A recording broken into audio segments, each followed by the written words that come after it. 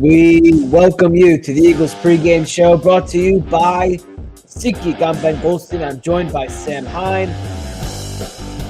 Big must-win, get-right game today for the Eagles back from the bye at Lincoln Financial Field for just the second time this season against the Cleveland Browns. There was a marriage in the lot today. Jason Kelsey was chugging, smashing beers on top of an RV.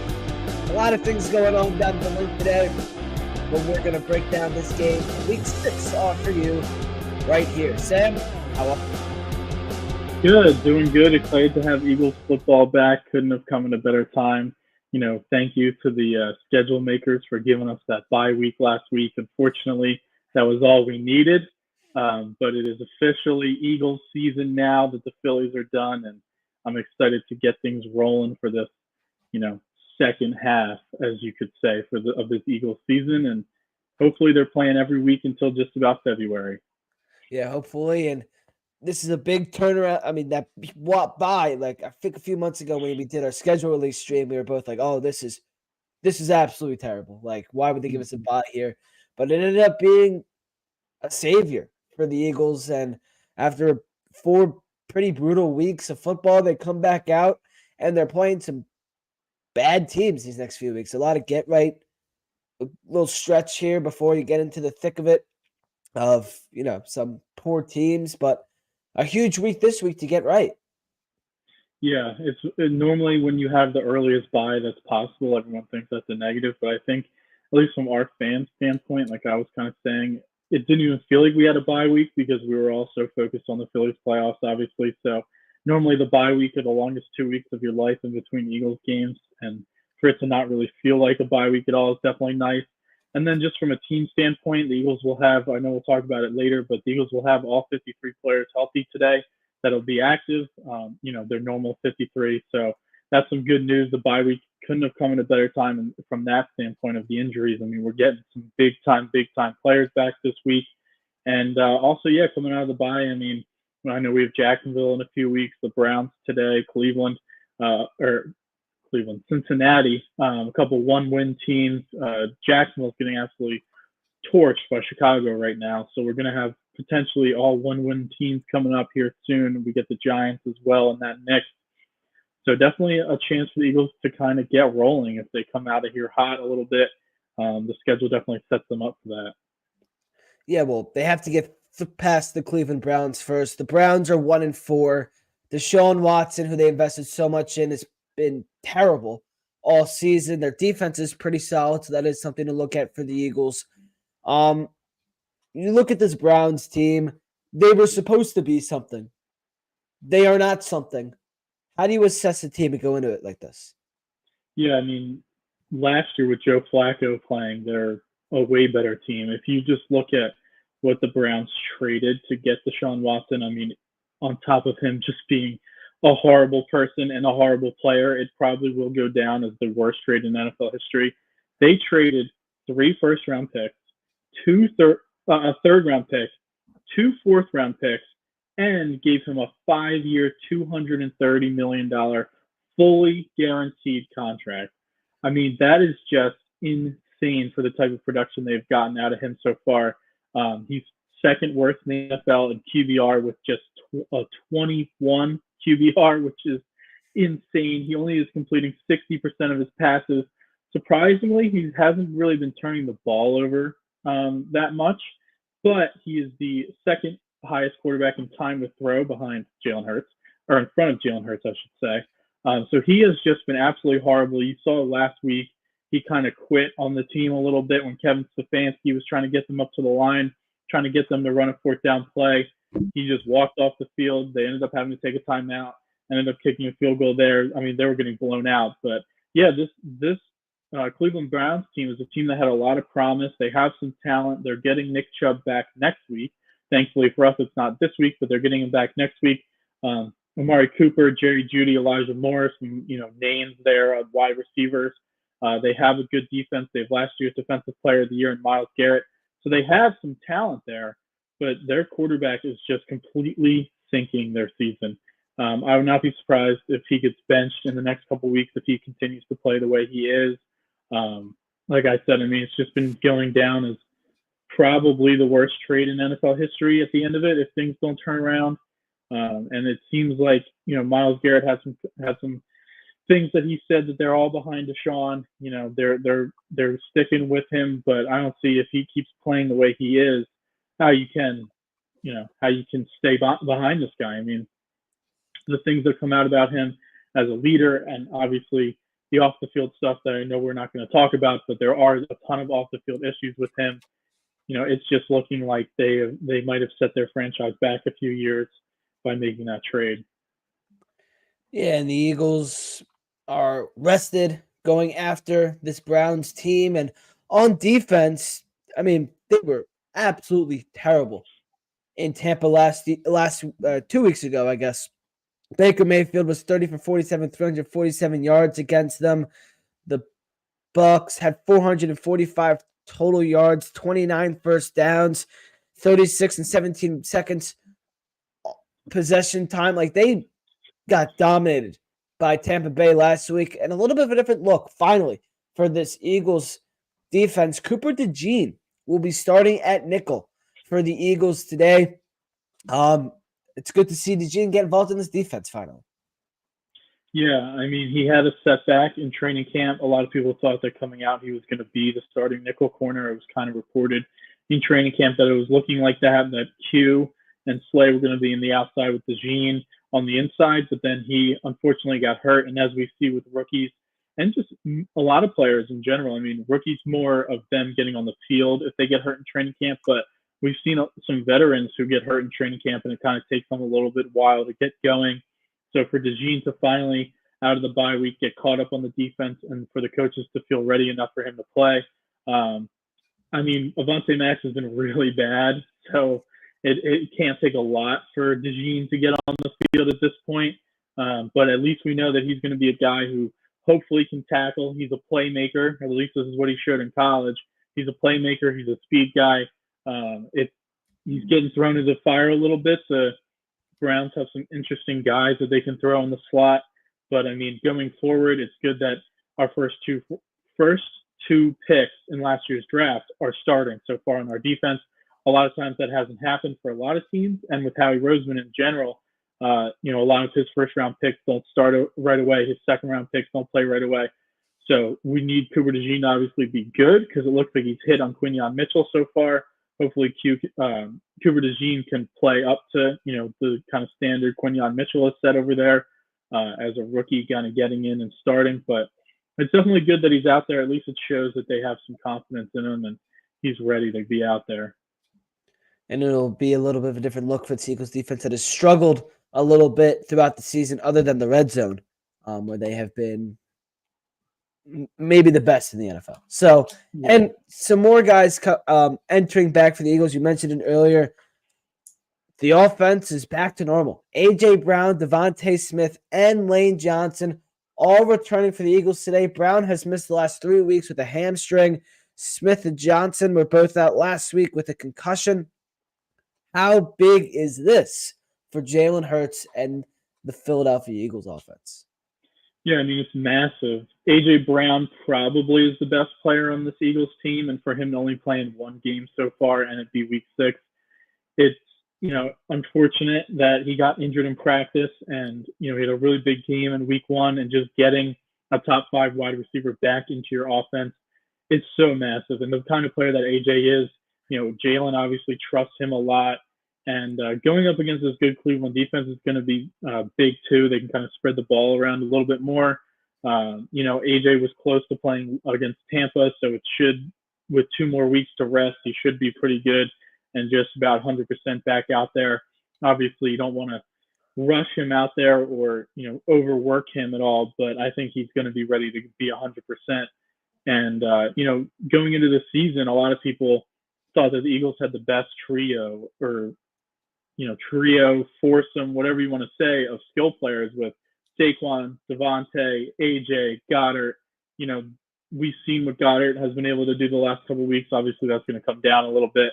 But just to have them all back together for only the second time this season is going to be massive. And it turns on to Jalen, right? I mean, he has obviously struggled a lot this season. I think he's going to be better with those guys all back together, obviously. But now, I mean, there's no excuses. I know some people were giving him excuse of he didn't have DeVonta and AJ against Tampa, which obviously is a good excuse. I mean, whenever you're out without probably the best receiving duo in the NFL for a game, it's gonna be a little bit harder. But the flip side of that is, well, the elite quarterbacks, they're able to lift guys. They're able to make Jahan Dotson better. They're able to make, Dallas Goedert better, which he obviously has a little bit, but they're able to make Johnny Wilson better. These other guys, they're able to elevate their games when these elite guys are out. So, there's no more excuses really for Jalen. He's got to play a lot better. But to have those three guys back is obviously massive.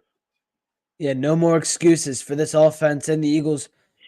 Jalen getting these guys back. Jalen struggled a little bit over the past few weeks with the turnovers and the decision making and all that kind of stuff. Do you expect a big day from him today and this offense, or could we see the same story as we've been seeing? I feel like it's tough right now to say a big day from the offense just because we haven't really seen it. I mean, the first week, obviously, when they had everybody here, they put up a ton of points, 34 points, but they were still turning the ball over. There was a lot of miscues. I think the most interesting point and how we could see a big day from the offense is if this offense transforms into Kellen Moore's real offense. A lot of the things that have been talked about during the bye week, obviously there hasn't been a ton of Eagles talk, but one of the main talking points that I've seen online and on the radio, all that kind of stuff, is that the Eagles aren't running Kellen Moore's offense. This is the same basic offense that they were running last year with Nick Sirianni. And there's two people that run the offense that are still here. It's Nick and it's Jalen. And if they're still allowing Nick to have his say in the offense, or if they're not doing these things that Kellen Moore likes to do, being under center, using motion, all that kind of stuff, because of Jalen's limitations, then I don't expect this offense to be all the way where it needs to be this year, where we can really say that they're going to have a ton of big days, especially against a good Cleveland defense. But I think if they allow Kellen Moore to just do his offense, I know Jalen's not comfortable with it, but he needs to be under center. They need to be using motion. And we saw a little bit more motion in week one with Kellen Moore's offense, but we haven't seen Jalen under center any more than he has been in the last couple of years.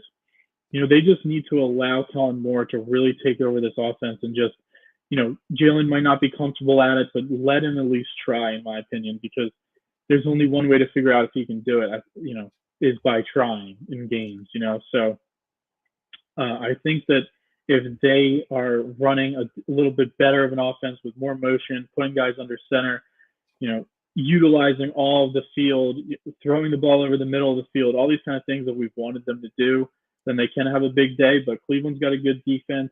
Obviously, it's different coaching staffs, but Jim Schwartz, their defensive coordinator, is very familiar with the Eagles. And Myles Garrett is a monster. So there's definitely a lot of things that could halt that. But I don't know. I think it's going to be like a middle of the pack day for the Eagles defense or offense. Excuse me. You mentioned Nick Sirianni. It's been coming out that he is putting his say in some play calls and still kind of has a good amount of say in this offense, which earlier this season, we heard he was going to just be, like the floater. I forget the exact word that they have been using with him. CEO. Yeah, the CEO of this of the Eagles as the head coach, but never having a say in offensive play calling and any of that kind of stuff. He's been doing it. It has not been working. If the Eagles lose this game, should Jeffrey Lurie have a decision to make? So I don't think he would fire Nick, because I think if you were going to do it, the bye week is kind of the right time to do it. But if they lose to this Browns team, I mean, the whole city is going to be calling for it. Last year was a big conversation on whether or not they should do it. I mean, I just think that it's unrealistic for a head coach to not have his input. One of the things that everyone thinks that Kyle Shanahan is a great head coach. last year in the Super Bowl, in the Super Bowl, Kyle Shanahan overruled his defensive coordinator on a call that ended up becoming a big Chiefs play. Kyle Shanahan has nothing to do with the defense over in San Francisco except that he's the head coach. So it happens a lot in the NFL. The thing is, it just boils down to people don't like Nick Sirianni for whatever reason it is, whether it's they believe he's not good at calling the offense or designing an offense, whether they think he's goofy, whether they don't like his sideline antics. This stuff happens all around the NFL. I mean, I'm sure if you look to Baltimore, where they have the CEO, head coach, and John Harbaugh, he's making calls. I'm sure if you look to Mike Tomlin, he's making calls. So at the end of the day, it just comes down to that people don't like Nick Sirianni or think that he's very good. In terms of your question of if Jeffrey Lurie has a decision to make, I think, I don't think he would fire him, but I think he would have to think about it, just because the fact that, if Nick is still, it's more about it's not about him putting his imprint on the offense in terms of like overruling calls and that kind of thing. It might just be the fact that he's not very good at calling an offense or designing an offense. The only way I would fire him, and I think Jeffrey Lurie would fire him, is if he's lost the locker room. If the players stop listening to him, if the players don't like him, if he's trying to discipline players and they're just not listening. I mean, you have no choice at that point, which I don't believe has happened. Long answer, but I don't think they would do it, or I don't think he would really consider it. I think he would wait. All right. I just saw a picture of Nick Sirianni. He's got a new haircut. Oh, boy. He has a new haircut. I am pulling it up. Here it is. Nick Sirianni has gone with the bus. Oh, wow. Wow. Yeah. I don't know, man. Is he trying to make a statement? Yeah, I guess so. I mean, that is short. It's a tight cut for the kid. Yeah, that is tight. I mean, hey, maybe he's trying to mix things up, mix the mojo up. I don't know. I don't know how to feel after seeing that. Sirianni shaved his people head. cut their hair off. Sometimes when they shave their head, it's for a reason. So I don't want to assume anything, but Sirianni said so. John Clark put Nick Sirianni shaved his head, ready to come out of the bye. Sirianni said, "I know we've done the right things to put ourselves in position this week. We'll keep tinkering with different things to try to put our guys in position. We did different drills. We had a couple different things with equipment out there, because all we care about is that the product that we put on the field is a reflection of the things we do here, and our guys have worked really hard at it." So there you go. There's Nick Sirianni's words about coming out of the bye week and shaving his head. The comments on that post should be civil. Oh, yeah, of course. Yeah, so, I mean, coming out of the bye, it's always a time for self-evaluation, self-scouting, like they always like to say. And, I mean, I think the biggest, besides the offense of play calling and design, I mean, the biggest self-scouting has to be the quarterback. I mean, there's so many things that we've been asking him to do for years. Stay in the pocket, step up in the pocket, get rid of the ball quicker, not turn the ball over. Last week against Tampa, we saw he was extremely inaccurate at times. I mean, that game is completely different if he hits Saquon Barkley on that first play for that touchdown, or even later in the game, nobody really talked about it, but a couple drives later, I mean, he overthrew Jahan Dotson, and I know that there was some film guys who had the All-22 that kind of broke down a lot of the plays in that game, and because a lot of talk has been made about Jahan Dotson and how he hasn't really made an impact, and rightfully so, he has done nothing. But there was a lot of people that said that hold on, now Jahan Dotson is open. Jalen Hurts is not throwing the balls to him. So reading the defenses, all that kind of stuff, all those things that we've been talking about with Jalen for years now. I mean, if he's not going to come out of the bye and do it, then he probably won't do it. After the bye, having time to look at himself, self-scout, self-evaluate, like they keep saying, if he still comes out and he's rolling to his right, he's not trusting pockets, he's still holding on to the ball, he's still turning the ball over. Last week or 2 weeks ago, their last game they played, his pocket. Tom Brady's still new to announcing, and he doesn't want to criticize anybody. But the one thing he was critical of was Jalen Hurts' pocket presence. I mean, his pocket presence is horrible. He doesn't sense anybody. He thinks that if somebody goes by him, that they disappear. If he's still doing these same things, making these same mistakes, we're going to have conversations about the quarterback position, just because it can't keep continuing. Some of these guys on the Phillies, you tell them they can't chase, the coaches tell them they can't chase, but when they get up there, they chase at the low and outside slider. It's just who they are. Some guys, they just can't change who they are. And, unfortunately, if he comes out of this bye week and is still doing the exact same things, the people who are out there defending him and making excuses for him and saying that it's everyone else's fault except for Jalen Hurts, you need to look yourself in the mirror, and Jalen needs to look at himself in the mirror and say, this is just who he is. But hopefully he comes out of the bye, he's cleaning up the turnovers, and it's obviously not all going to happen in one game, but we need to see signs of progress. And if it's not going to happen now, I don't think it's going to happen. Yeah, you're going to need some steps in the right direction. And maybe this offseason, we're having a discussion about the two heads of this team, the head coach and the quarterback. Speaking of the two, it came out this week that they did some, I guess you could say, bonding over the bye week. They kind of came together and people were discussing their relationship. Sounds like it's pretty good. Yeah, they had some productive meetings apparently, and I mean, it's obvious that there's something there. I mean, they don't do this, they don't make it public if there's nothing there. I think, just from reading the tea leaves, obviously none of us know anything, but it seems like the more problem is from the quarterback side to the head coach. But, you never know. That's just from what the reporting is, what it seems.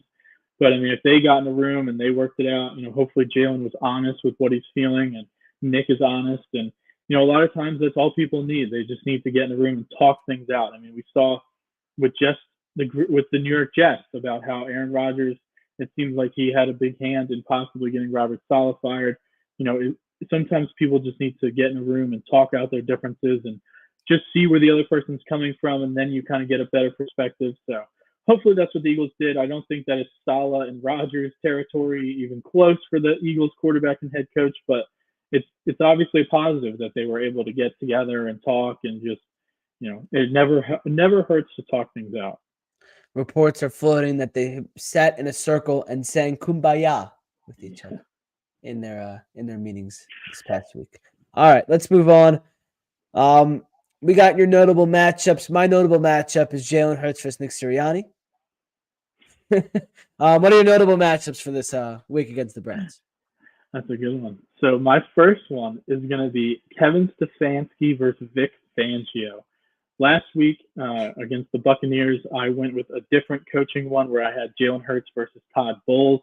Obviously, Jalen Hurts really lost that matchup, and that's a big reason why the Eagles lost the game, even though there was a ton of reasons. But this week I'm going Stefanski versus Fangio. Against the Buccaneers, Fangio's scheme and his game plan was horrible. I mean, the Buccaneers were able to just walk up and down the field on the Eagles with short passes, run after catch, all that kind of stuff. And Fangio made no adjustments at all the whole entire game. He kept his corners off. And obviously the tackling was a major problem, but that goes back to coaching as well.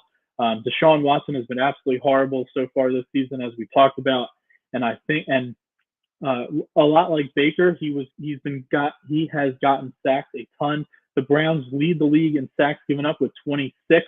Obviously, the Eagles' defensive line stinks, but it is an opportunity to get to the quarterback. So I think the Browns are going to utilize the same kind of game plan that the Bucs did: quick passes, get the ball out fast, let their guys use run after catch and try to break tackles. So Vic Fangio needs to come prepared. I don't care about his bend but don't break defense. I don't care about his play the corners off defense. He needs to change, and he needs to be adaptable to different game plans, different situations. So Vic Fangio is going to be a big part of this game. And if the Browns offense scores a lot of points on us, it might be time to start talking about Vic, a change there. My next one goes to Cooper DeJean. Cooper DeJean versus Jerry Jeudy / Elijah Moore. and you can even throw Njoku into that one. Like we talked about, DeVonta is getting his first start in the NFL today.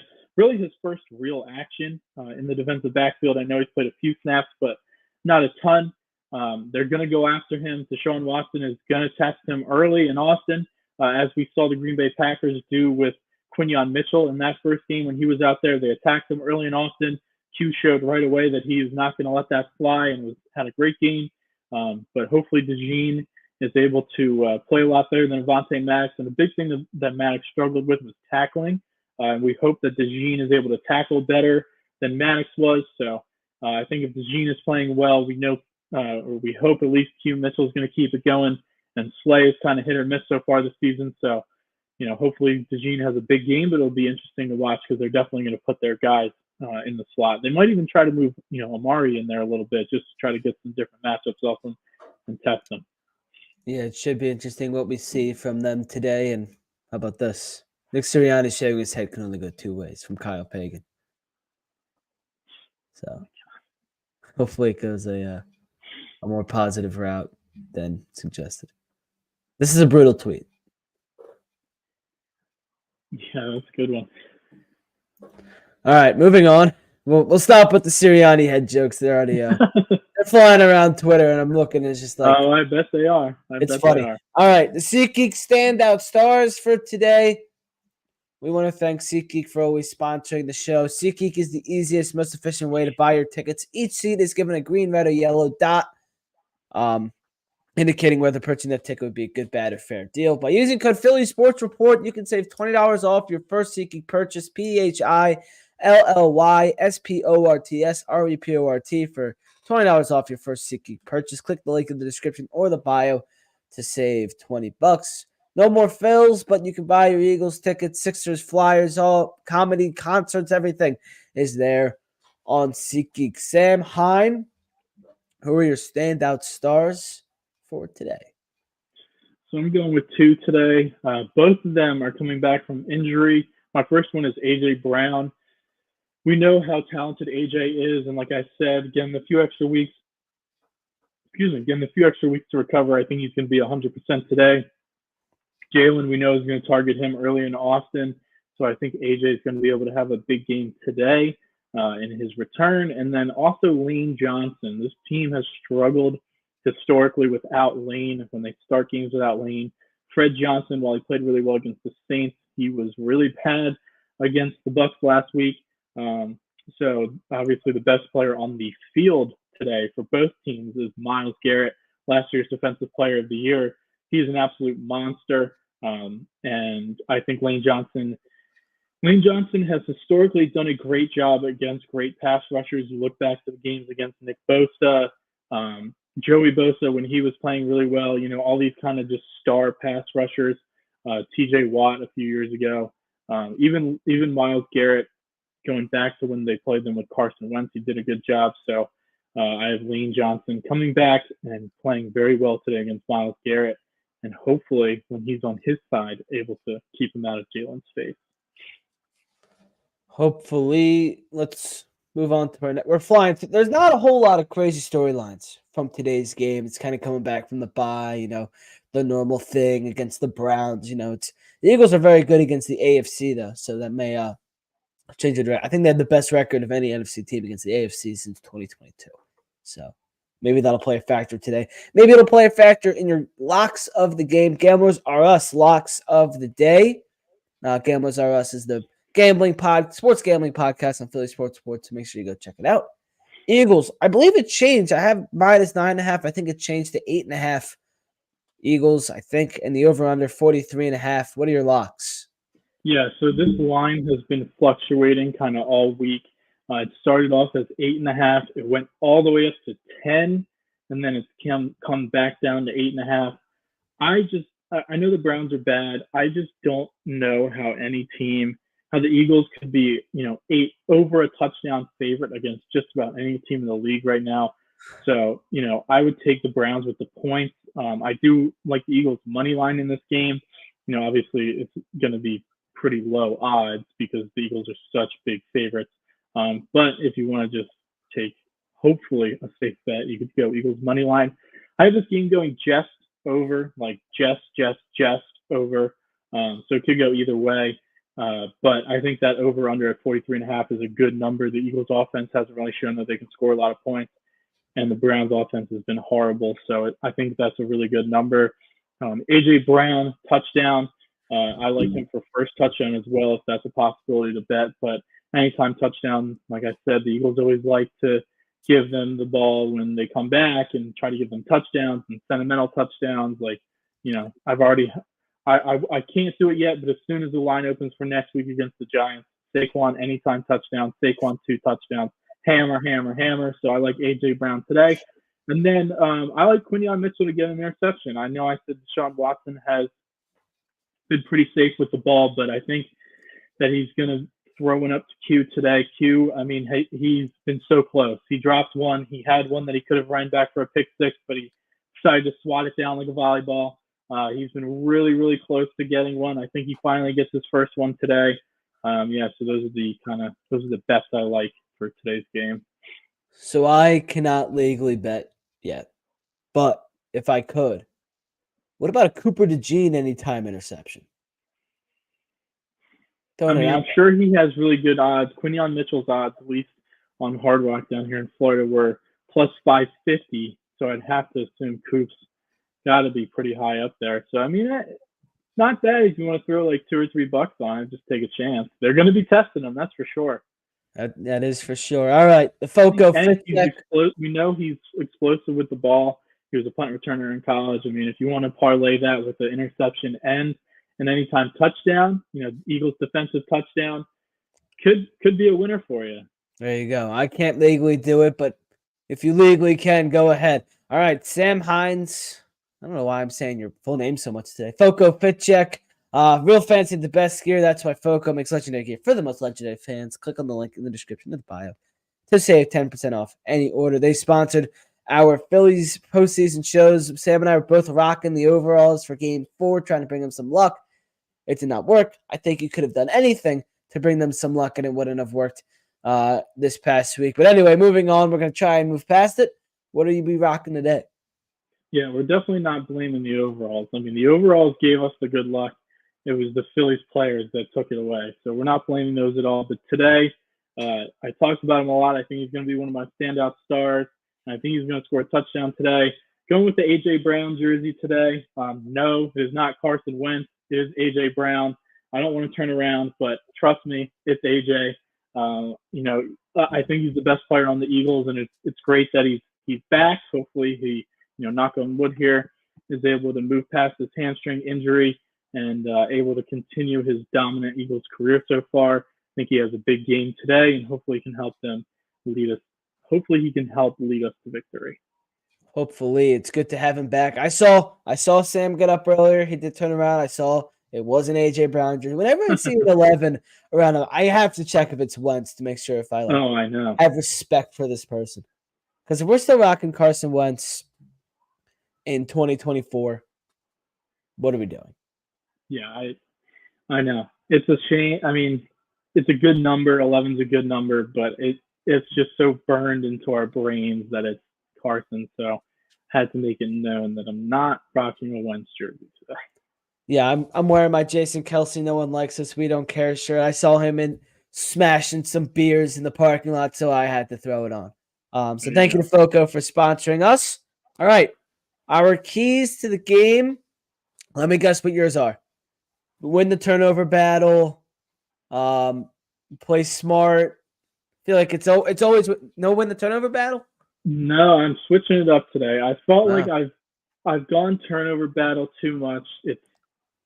I think it's just inevitable at this point. They're not going to win the turnover battle. Yeah.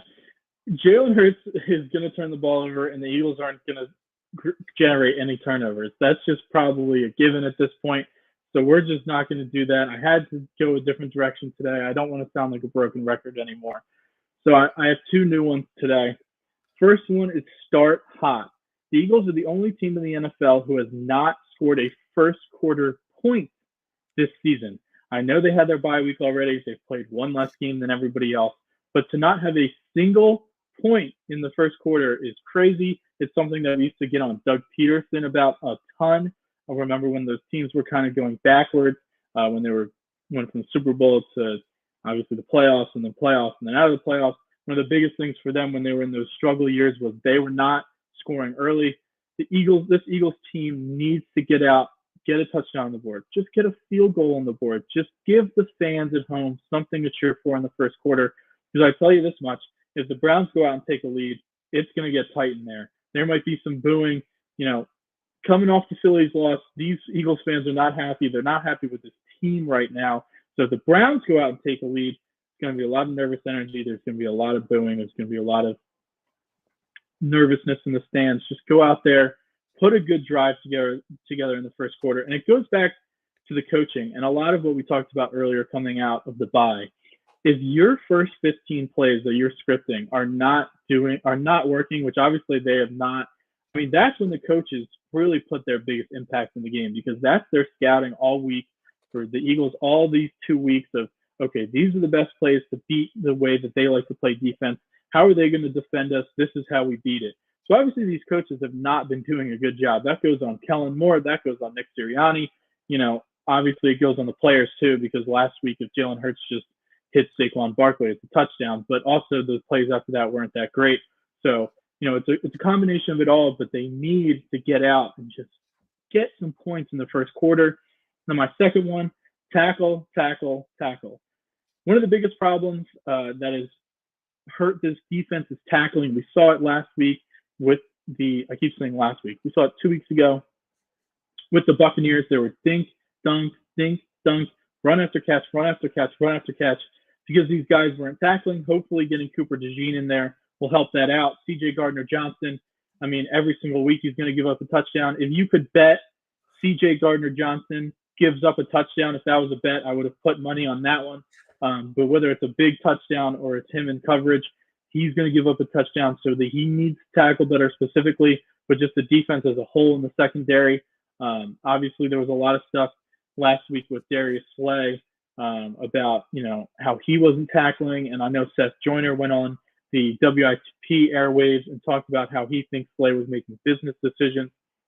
I'm not going to question Seth Joyner. He obviously knows a lot more football than any of us combined. So if he says it, I'm going to believe it in that regard, especially on the defensive side of the ball and tackling. So they just need to be a better tackling team in general. But the Browns are going to try to take advantage of our weak tackling. So tackle. Got to get these guys down around the line of scrimmage. Yeah, Seth Joyner, and Slay posted something after their last game with his career stats. It's good to see Slay is focusing on himself after a tough loss like that. As the captain. I mean, DeVonta Smith loses the captaincy, but you got a captain out here tweeting his personal stats after a loss where he himself got torched the whole game. I mean, this is something I know you said we've been running through it pretty quick. We can talk about it a little bit. It's just like the social media and stuff with the team. Obviously, Devin White was cut this week, and a lot of people think that he was trying to get cut by retweeting one of the Bucs players stacking Jalen Hurts and stripping a fumble because, I just went to like it. It was my old teammate. Either way, you shouldn't be doing it. It's against your current team. And, Slay coming out and then going on Michael Parsons' podcast and laughing about C.J. Gardner-Johnson's comments. I mean, it's obviously a new age of NFL players and all that. And obviously we do a podcast every week that we're doing right now, and we love to talk about it. And the players, I believe personally, should be allowed to do podcasts. But after you just get torched going on your arch rival's podcast and yucking it up and laughing about one of your teammates, that doesn't sit right with me. I know it doesn't sit right with a lot of Philadelphia. And then, after a bad game, the problem I think a lot of these guys have is they have to search their name after a bad game. Like Slay has to go on and search his name just to want to fight with people. I mean, they just need to be better at putting it away, not letting it be a distraction. And after having a horrible game, your defense plays horrible, you play horrible, to come out and say that you're a 6-time Pro Bowler, how many pass deflections you have, nobody cares. Nobody cares. And that has nothing to do with the kind of player you are now where you were 5 years ago. Yeah, that's even more it's a completely different You're a different guy. It's a different team. Hold on. Let me pull up the exact tweet because I posted it. I screenshotted it. Just got to scroll a little bit because it was so much Philly stuff. All right, here it is. All right. 5:23 p.m. So this was literally just after the game. 150 PBUs and counting. 28 picks and counting. 6-time Pro Bowl, All Pro. When you talk bad about me, don't forget to mention the greatness of me too with a shrugging emoji. The post was deleted right after, and he made his account private. It's So when Angels fans, I don't know. I don't know. So when Angels fans were mad about Albert Pujols striking out 1,000 times in a season, is he supposed to come out and say, "Well, I was an MVP, I won the Triple Crown or whatever. I'm this, I'm that." Like you just get older, you don't play as well. It happens. But to treat out your career stats, like everyone knows that you were a great player. You unfortunately have not been playing that great this season. And I don't know. Do you put that on Nick as well? Because, you don't always see – it seems like this is always a problem for the Eagles team. I mean, it's always the same culprits, Slay, CJ, some of these other guys. But I don't know. Some people think that it's on the coaching. Some people don't. That they can't tell grown men what not to tweet, what to tweet and what not to tweet, which I agree with. But I don't know. It's tough.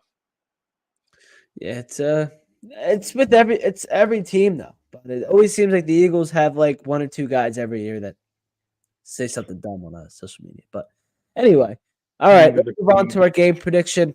Throw your predictions in the chat if you would like. We'll look at them. All right. I think the Eagles win.